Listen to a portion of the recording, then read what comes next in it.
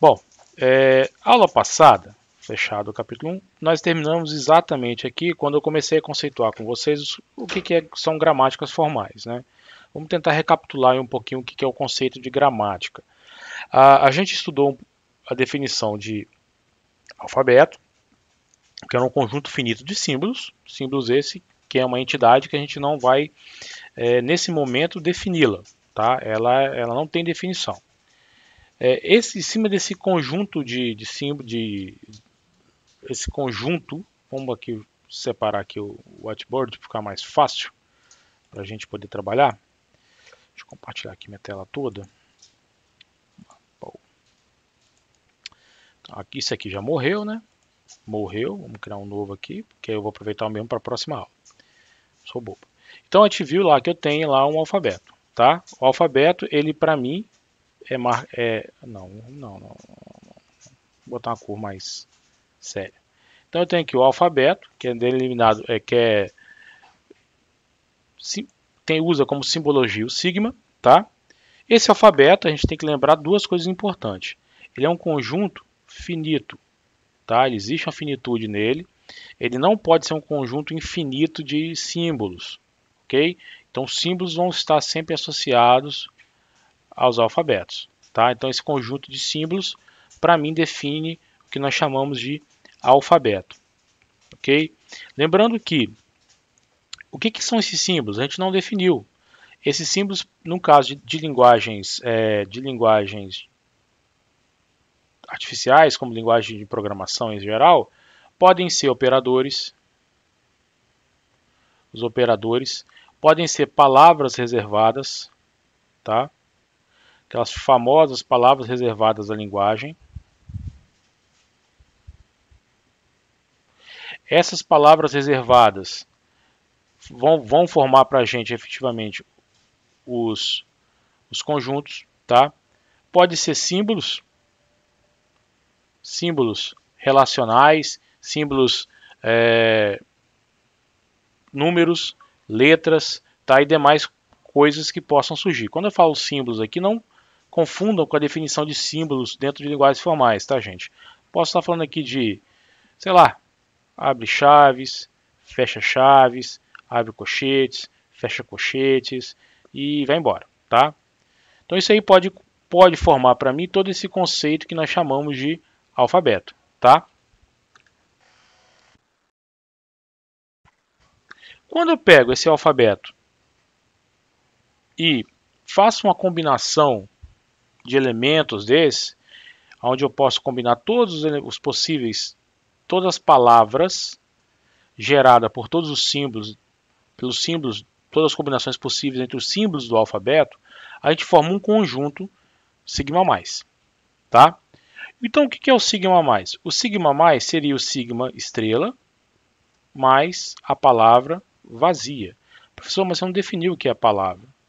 Sim, quando a gente falou sobre cadeia. Então quando eu falo palavra aqui para nós, eu estou falando, na realidade, de uma cadeia de símbolos. Tá? Cadeia é essa de símbolos justapostos, ou seja, um após o outro. E essa cadeia obrigatoriamente tem que ser finita.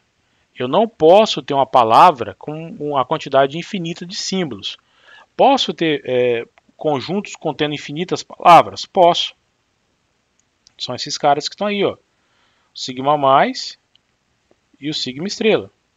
Logo, quem é o sigma estrela por definição lógica aqui? Por definição lógica, o sigma estrela seria o sigma mais menos o conceito de palavra vazia. Tá, pessoal? Outra coisa importante que nós vimos na aula passada foi o seguinte. Quando eu defino um alfabeto ele pode ser vazio ou ele pode conter a palavra vazia. O símbolo de vazio dentro dele, no caso. Então, isso também é válido. Tanto eu ter um alfabeto que seja um conjunto vazio ou que tenha apenas o símbolo de vazio. Tá? Isso também são definições que nós vimos que pode ocorrer no caso dos alfabetos. Bom, Daí a gente definiu o conceito de linguagem, que a linguagem ela vai ser um subconjunto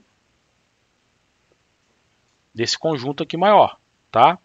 Ou seja, imaginemos que eu tenha todas as combinações possíveis de palavras utilizando o nosso alfabeto, que é o alfabeto falado.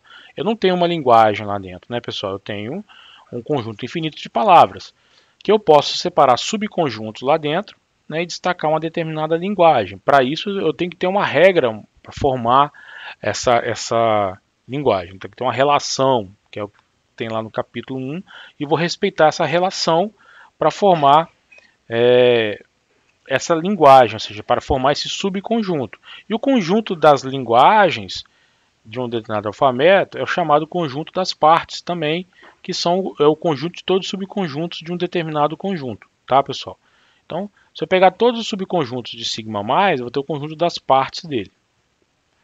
E aí a gente define a definição, vou ver se eu lembro de cabeça, a definição depois de linguagens. Bom, o que é uma gramática para a gente? Uma gramática é uma upla contendo um conjunto de símbolos variáveis ou símbolos não terminais, um conjunto de símbolos terminais, um conjunto de regras de produção e um símbolo diferenciado que é o símbolo inicial da gramática. Então, se a gente olhar aqui, dá um zoom in aqui, só para ficar uma coisa menor. Então, vamos conceituar. Aqui eu tenho os símbolos variáveis. O que seriam esses símbolos variáveis? Nenhuma palavra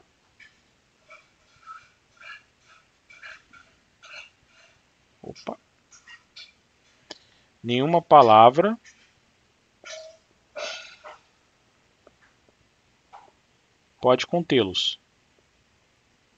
Tá? O que significa isso? São símbolos auxiliares. Okay? Eu não posso dizer que uma palavra é palavra ainda se ainda tem algum símbolo desse variável não terminal, que é uma outra terminologia muito forte que a gente usa também, que é o chamado não terminal. Por que não terminal? Porque as substituições ou produções ou derivações não terminam neles. Por isso que eles são não terminais. Aí agora eu tenho um outro conjunto aqui de símbolos, vou puxar uma setinha aqui para cima, que são os ditos símbolos terminais, tá? Fala.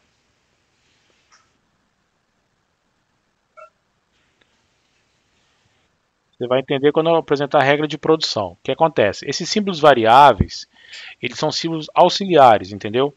Eu não posso ter uma palavra, dizer que eu derivei uma palavra de uma gramática, sendo que essa palavra contém ainda símbolos variáveis dentro delas, tá?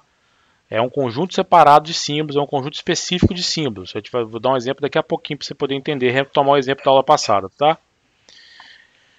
Beleza? Vou puxar ele daqui a pouquinho o exemplo. Então, os nossos símbolos terminais, pessoal, que aí foi exatamente o que o Leandro está perguntando agora, eles vão formar as palavras. Então, por que o nome é terminal? Uma vez com determinada posição dentro dessa palavra que está sendo formada, que a gente chama aqui de derivada, essa palavra que está sendo derivada, ela alcança um símbolo terminal, aquela posição está finalizada. Eu não vou mais derivar nada naquela posição. Vou derivar os demais símbolos variáveis dentro da minha linguagem, ok? Bom, esse conjunto aqui é chamado conjunto de regras de produção. Tá? É um conjunto onde vai conter para mim as regras de produção da gramática. É aqui que vai conter as regras, onde dado uma determinada cadeia, eu derivo em uma outra cadeia. Vou até usar os símbolos, tá? Eu vou derivar em uma outra cadeia. Quem vai aparecer ao lado esquerdo das regras de produção? Símbolos variáveis. Quem vai aparecer ao lado direito? Símbolos variáveis e não variáveis. Então esse conjunto, esse beta aqui vai ser a união dos símbolos variáveis e os símbolos não variáveis,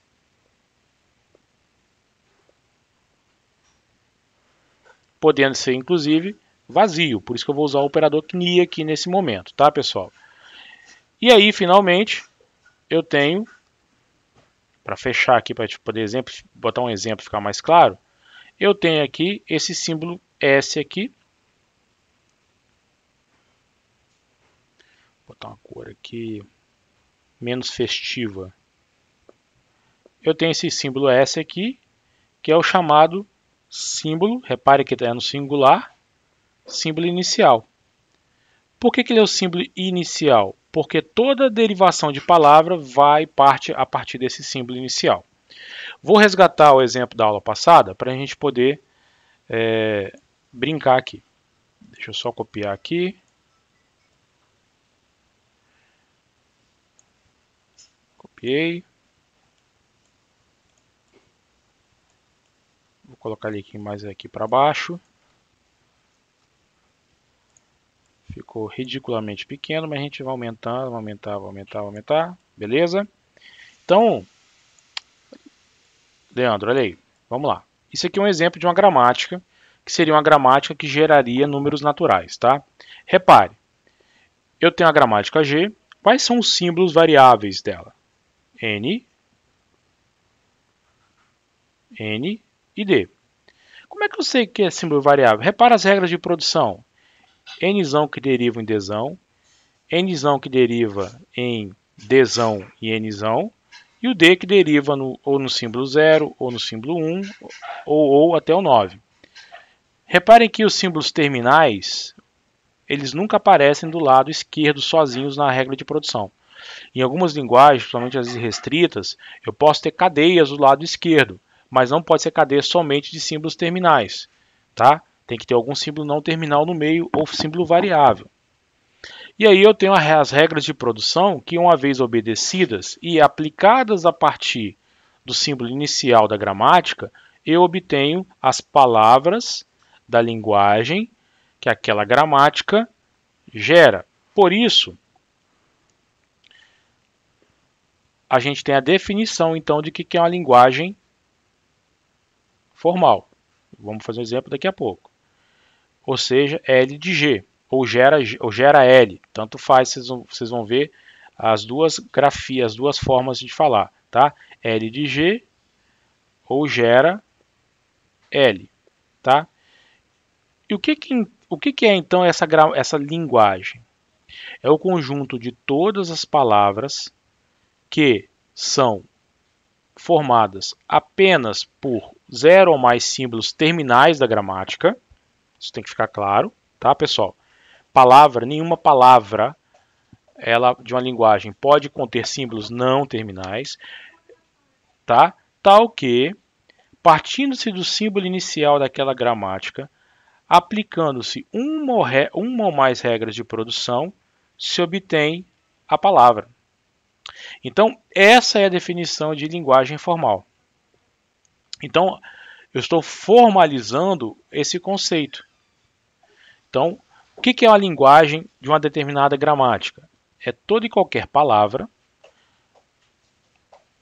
formada exclusivamente de símbolos terminais, podendo ser inclusive vazia, que eu obtenho a partir do símbolo inicial da gramática, aplicando uma ou mais regras de produção da gramática, eu obtenho W.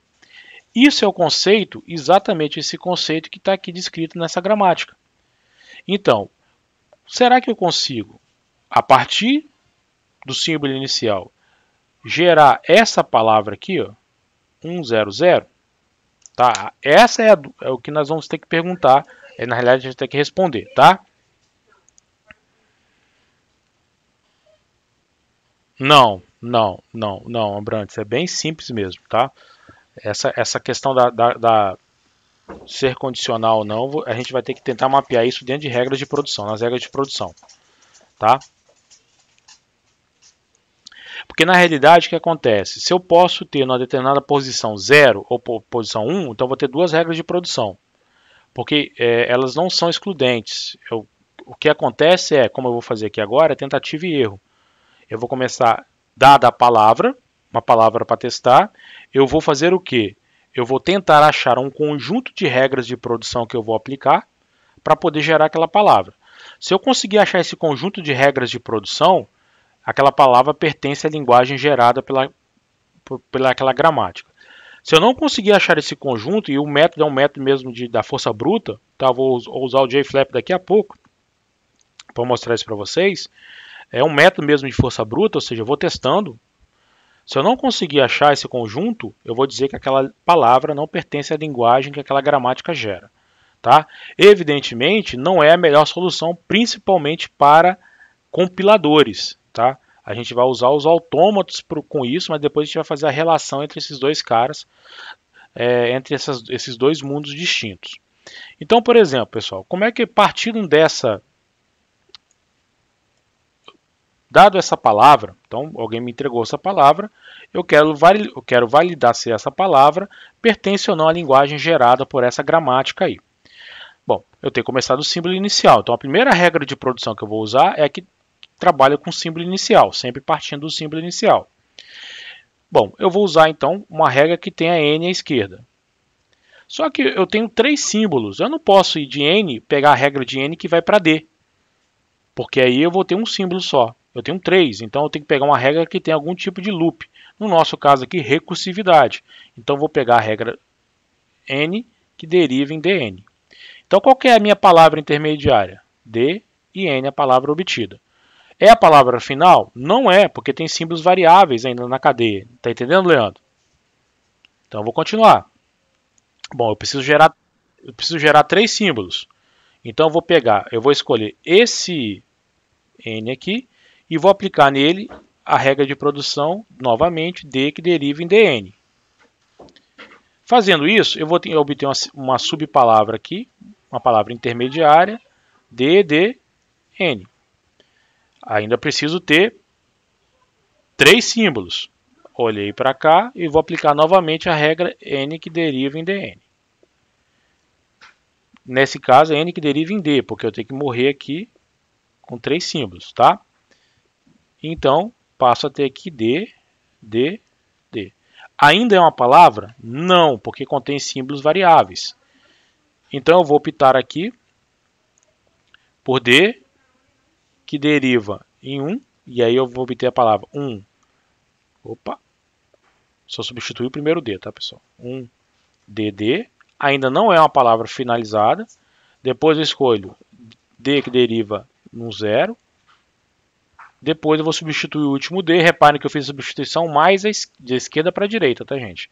Depois a gente vai ver que isso aqui se chama derivação mais à esquerda. Aqui é um D. A palavra contém algum símbolo variável?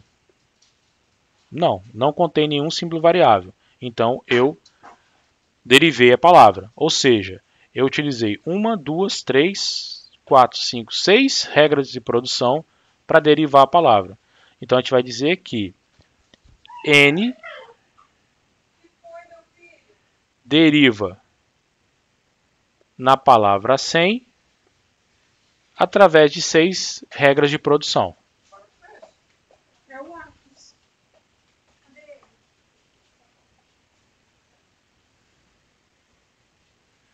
Ok?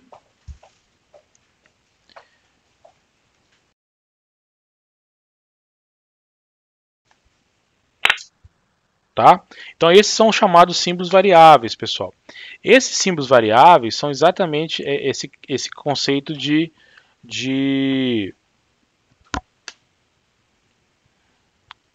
que eles são intermediários ou são auxiliares. Uma coisa que a gente vai fazer depois, lá quando a gente for ver gramáticas livres de contexto, é a chamada árvore de derivação, tá? Deixa eu ver que tem alguém me chamando aqui. Não ok o que, Guilherme? Fala aí.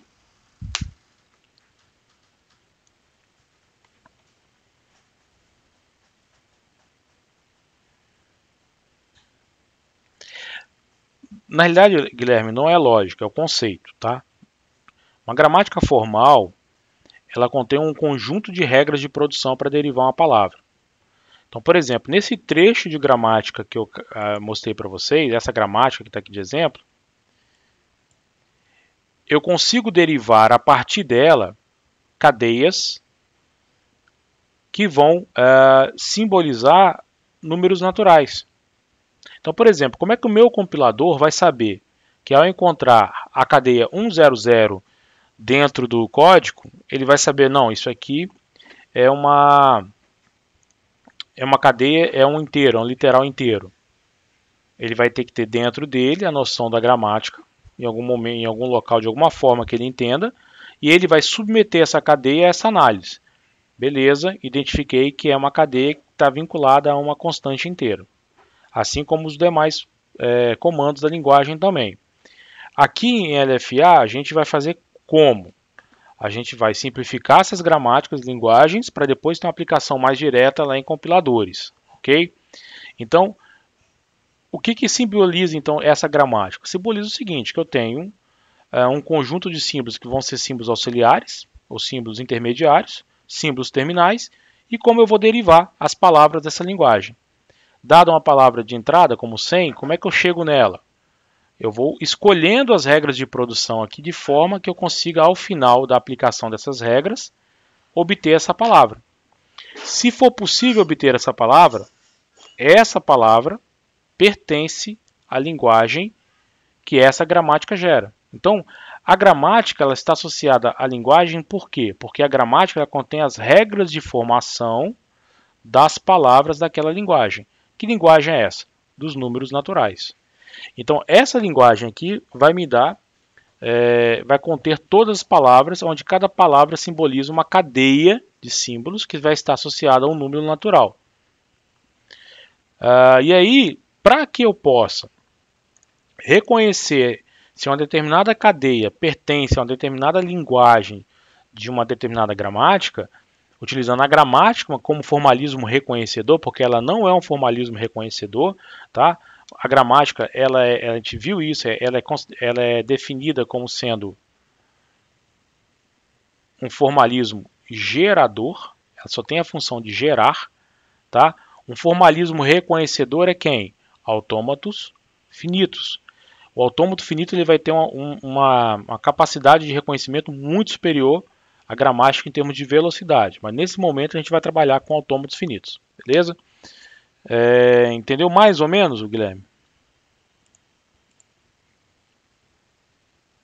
Então, é meio confuso porque na realidade ele não tem lógica, igual a pergunta do Abrantes. Será que tem condicionais? Não tem? Não, não tem.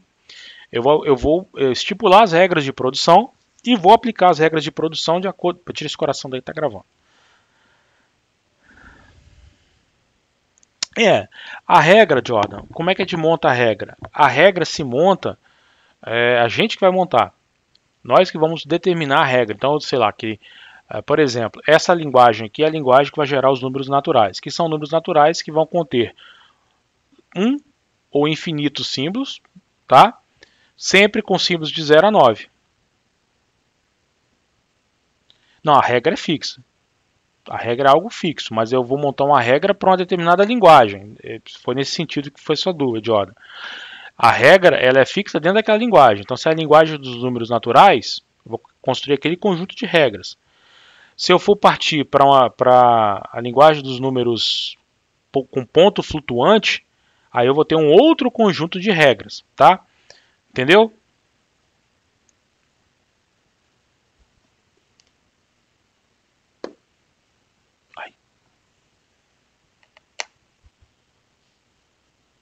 Meu dedo. Bom, vamos lá. Eu vou apresentar para vocês o JFlap. O JFlap, vamos lá, LFA. Deixa eu ver aqui. Sim, tranquilo, qualquer palavra. Se eu pegar o 155, Jordan, vamos lá. Vou pegar aqui 155. Eu vou usar no JFlap que vai ficar mais fácil, tá? Então, o D pode derivar para qualquer símbolo entre 0 e 9. Porque o que acontece? O que eu estou testando aqui? Eu estou testando se uma dada cadeia pertence ou não a determinada linguagem. Como eu só tenho a gramática por enquanto, como é que eu vou saber se pertence ou não? Se eu consigo ter o conjunto de regras de produções a partir do símbolo inicial até gerar essa palavra. Se não for possível, ela não pertence. Deixa eu apresentar para vocês o JFlap, a gente pode fazer mais exemplos com o JFlap. Tá? O JFlap está aqui, ele é uma solução em Java, tá, pessoal?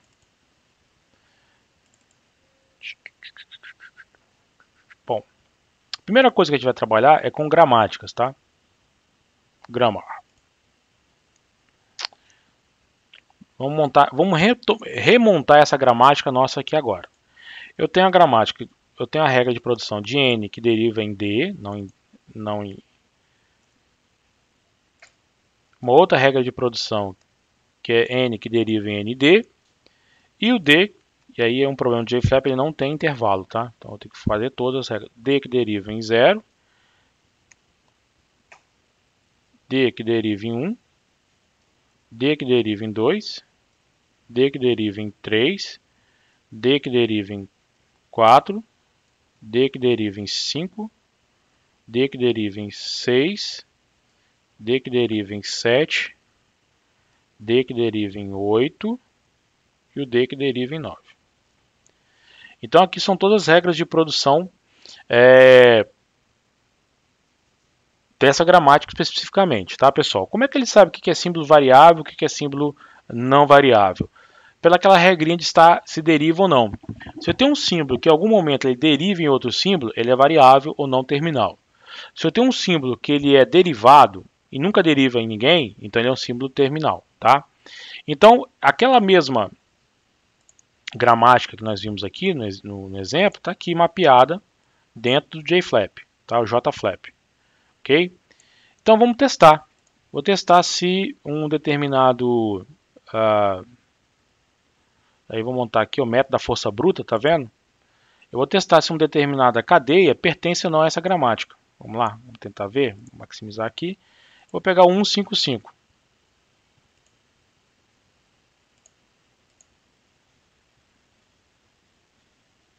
Daqui a pouco a gente vai brincar nisso aí, Brantes. É assim mesmo. Então, ó, partindo do símbolo inicial n, derivo, uso a regra de derivação n que vai em d, depois derivo aquele outro n em outro nd, derivo o próximo n em d, e derivo o d no 1, o próximo d no 5 e o próximo símbolo. Essa aqui é chamada árvore de derivação, tá? O que é essa árvore de derivação? Símbolos variáveis nos nós intermediários, símbolos terminais nos nós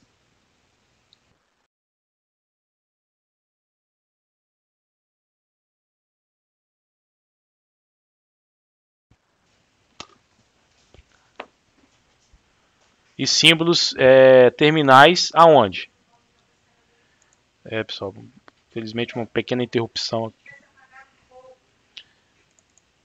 Um princípio de incêndio aqui em casa, mas vamos continuar. Exatamente. Pequeno princípio de incêndio, porque a patroa sabe fazer um arroz sem queimar, né? Aqui a gente chama de arroz caramelizado, arroz queimado, com aquela casquinha de queimado. E arroz tá caro, hein? Puta merda, pra queimar arroz. Fala. Joga fora, já queimou o arroz todo. 15 reais de arroz aí. Fácil, você já que queimou. Voltando aqui. Bom, onde eu tava mesmo? Tá bom. Então, nossa, que cheio de queimado. O JFlap tem essa característica. Eu queria ver a tabela de derivação, que é exatamente aquilo que nós acabamos de fazer. Lá. N que deriva em ND. N que deriva em ND. Estão vendo a formação da palavra? Agora, por exemplo, se eu quisesse 1,0. A string não pertence. Não foi possível fazer o parse nesse não terminal, vírgula. Como ele fez isso? Método da força bruta.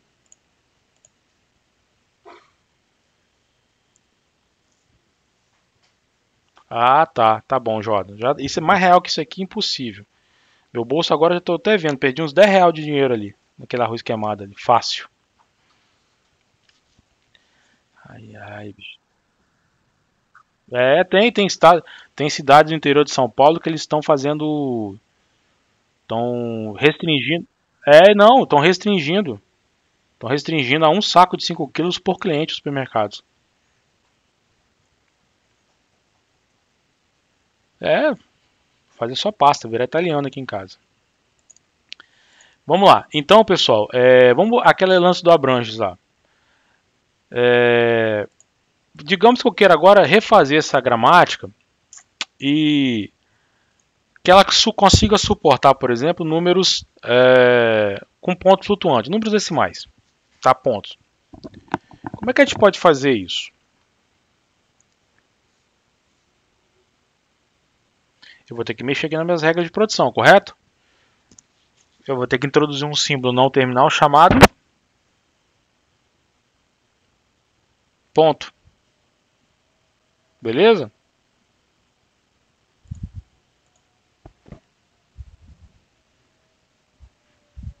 E aí, como é que a gente pode resolver? O que vocês imaginam? Vamos lá, vamos falando aí.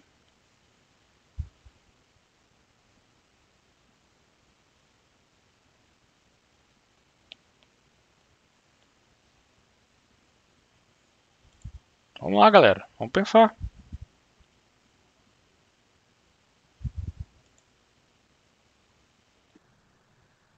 D que deriva no ponto. Mas aí o que acontece, Abrantes? Vamos lá, se a gente introduzir aqui D que deriva no ponto.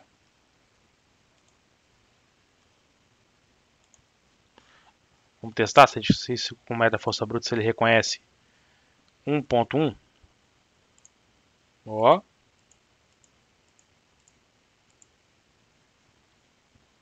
E se eu colocar aqui, ó, 10.5?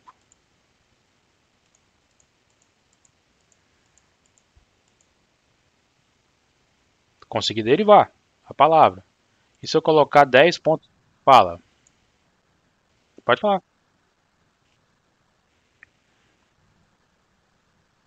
Representa essa tabela de derivação aqui, que é o exemplo que eu fiz, ó. Tá vendo? Ó? A partir do símbolo inicial.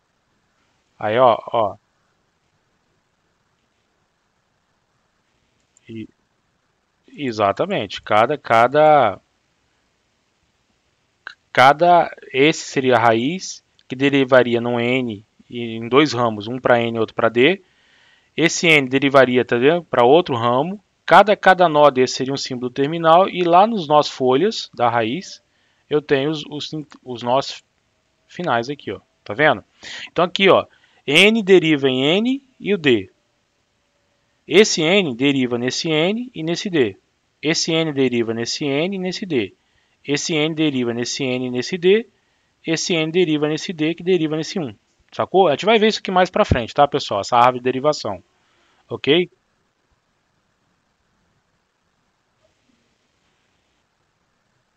Sim, fica mais fácil, sim. Cada derivação, o Jordan, resulta em um conjunto de nós na árvore, tá? Mas a gente vai ver a árvore de derivação nas gramáticas livres do contexto, não agora em gramáticas regulares, tá? Essas gramáticas livres do contexto, isso aqui é uma gramática livre do contexto, a gente vai entender por que depois. Mas viram como é que é simples? Tá? Agora, se eu colocar dois pontos, será que chega em algum lugar? Ó, método da força bruta, ó, ele está testando. E olha que eu só coloquei ali agora, ó, uma palavra com 6 caracteres.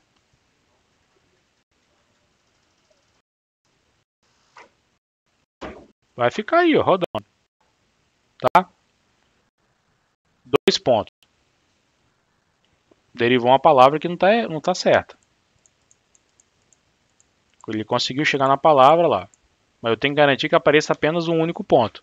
Então, essa palavra aqui não pertenceria, por exemplo, aos números reais, digamos assim. Porque eu coloquei essa regra de produção solta aqui. Como é que a gente pode resolver isso?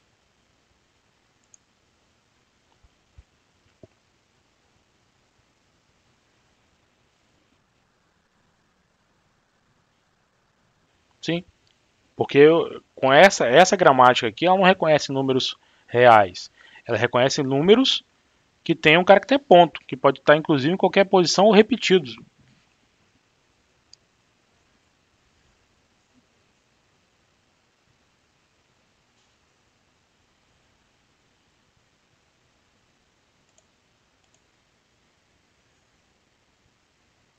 N que deriva em P e P que deriva no ponto. Vamos botar essa regra de produção lá. Então vamos lá. Vou inserir aqui N que deriva no P. Opa.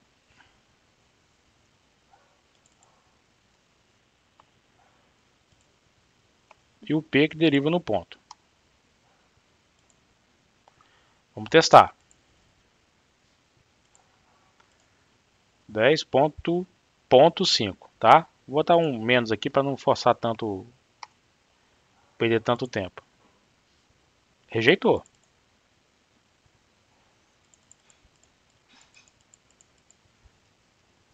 10, 1.5. Só que ele rejeitou também, tá vendo, Abrantes?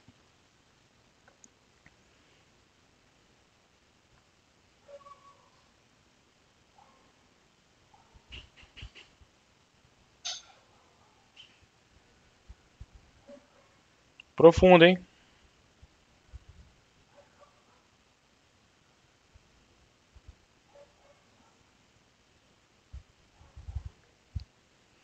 Pensar aí.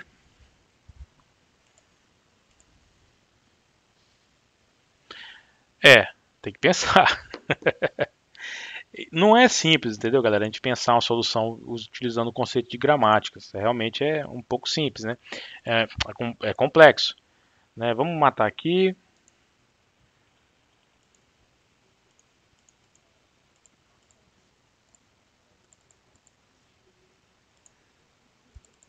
Cada aqui, cada aqui. Como é que é a formação da palavra, gente? Olha só. Eu vou ter números à esquerda e números ponto, números à direita, né? Como é que eu posso formar números aqui?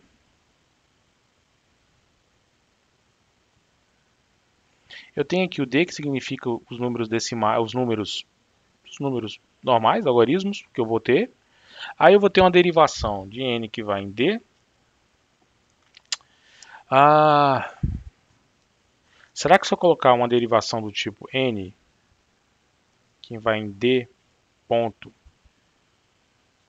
ou N que vai em N ponto D resolve? O que vocês acham? Ou N que vai em N ponto N, N ponto N? Vocês acham que resolve?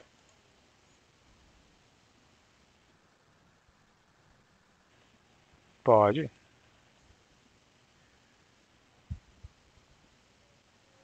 Doido, né? Então, vou deixar essa pulga atrás da orelha de vocês. Muito mais. E tem uma estrutura que a gente vai ver que não é agora, pessoal, que se chama oh meu Deus, que se chama expressão regular. Que a gente vai ver a partir da próxima aula, quando a gente for trabalhar com, com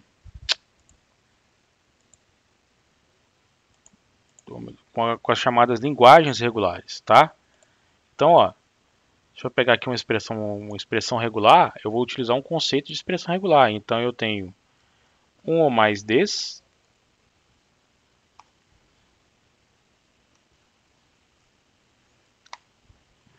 zero ou mais pontos des, por exemplo, ou zero ou, caso eu queira na realidade seria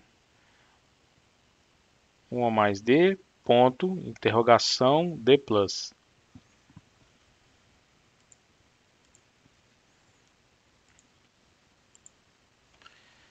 Ai, ai.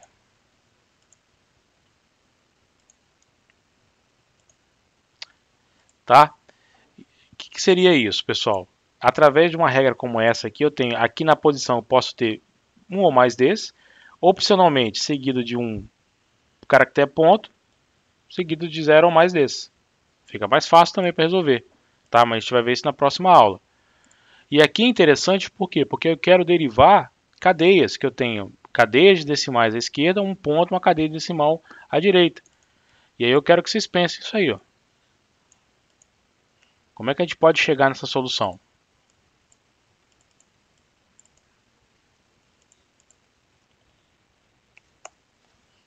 Aí que eu quero que vocês entrem aí com a mufa de vocês, para depois eu vou responder isso para vocês, tá?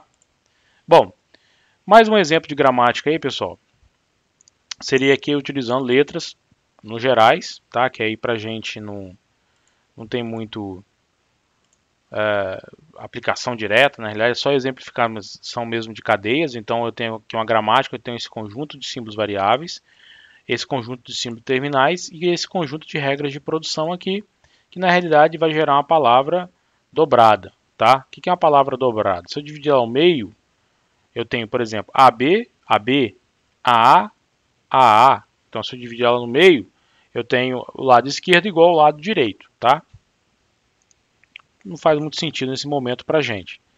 Então, por exemplo, aqui é a derivação da palavra BA, BA. Bom, para a gente fechar, o que são as chamadas gramáticas equivalentes? Pessoal, o assunto de gramática não morreu aqui não, tá? É o semestre inteiro, a gente vai retomar esse conjunto de gramática. Inclusive, eu estou desafiando vocês se a gente consegue chegar na gramática que gera números decimais, tá?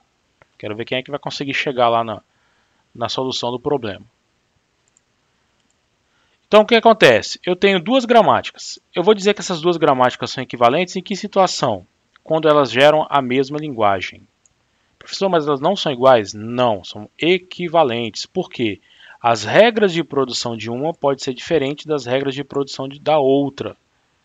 E mesmo assim elas continuam sendo diferentes. Mas como elas geram a mesma linguagem, nós classificamos como equivalentes, tá?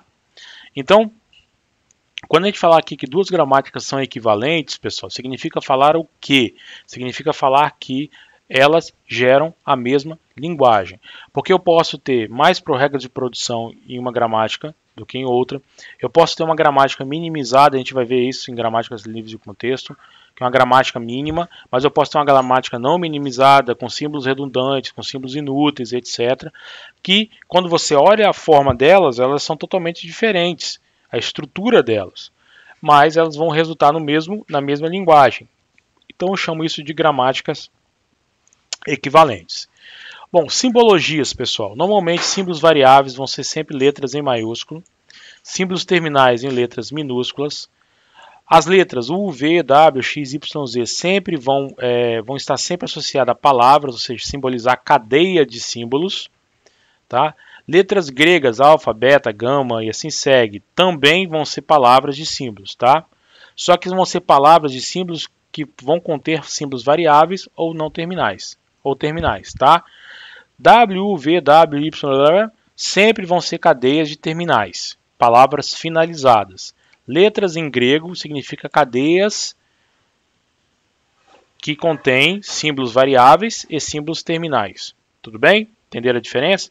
Isso é uma convenção da literatura em geral. Bom, cenas dos próximos capítulos, pessoal.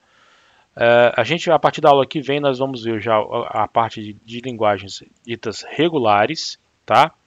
Que é uma introdução importante aí dentro do conceito das gramáticas das linguagens formais, porque as gramáticas ditas regulares são gramáticas básicas, mas muito importantes para a gente poder trabalhar aqui dentro dos nossos conceitos, tá? São bem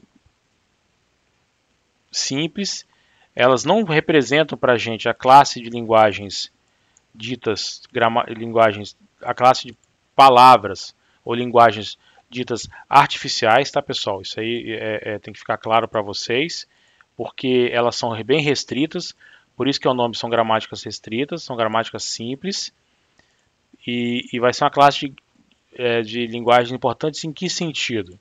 No sentido de representar para a gente conceitos que a gente vai utilizar para o resto aí da disciplina. Né? O conceito de gramática, de derivação, autômatos, todos esses conceitos vão ser importantes para a gente poder levar isso aí até o resto da nossa disciplina, tá? Essas são chamadas gramáticas regulares, porque elas apresentam uma restrição muito forte quanto à forma, quanto às regras de produção. Então, por exemplo, eu peguei aquela gramática que a gente acabou de brincar aqui agora, para a gente poder fechar, compartilhar com vocês, minha tela toda, e dei uma mexida nela. Repare que eu tenho agora n que deriva em d que deriva em 0d, d que deriva em 1d e d que deriva no vazio. Isso aqui é uma outra gramática, totalmente diferente da gramática que nós acabamos de ver agora, correto? Só que é uma gramática equivalente àquela nossa outra gramática, porque eles geram a mesma linguagem, que são cadeias que representam números naturais, ok? Se eu fizer um teste aqui, vocês vão ver que essa é uma gramática linear à direita, a gente vai entender o que significa isso, e ela é uma gramática regular, mas também é uma gramática livre de contexto, também, a gente vai entender depois, dentro da hierarquia de gramáticas.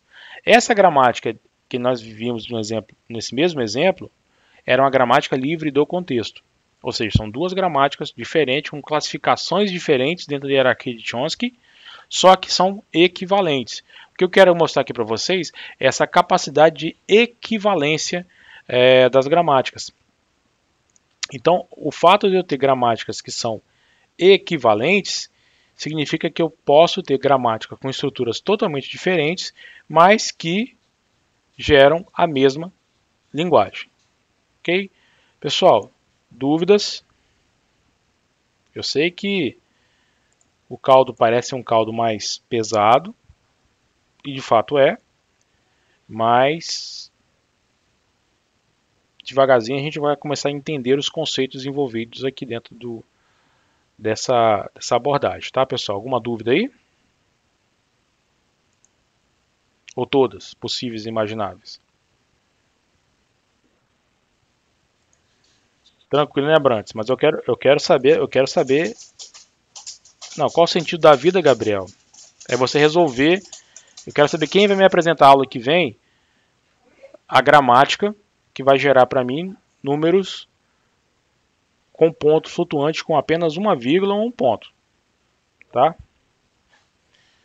Não é P que vai NP não, Jordan, não viaja não. Quero saber quem vai me apresentar essa gramática.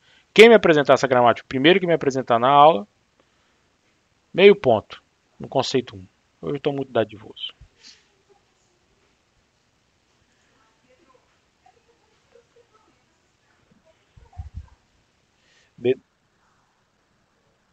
É lógico, Leandro. Meio ponto. Tá gravado. Não parei a gravação ainda. Vou parar a gravação agora. Tá bom? Então tá bom, galera. Oi? Então tá bom. Vou parar a gravação agora. Ó.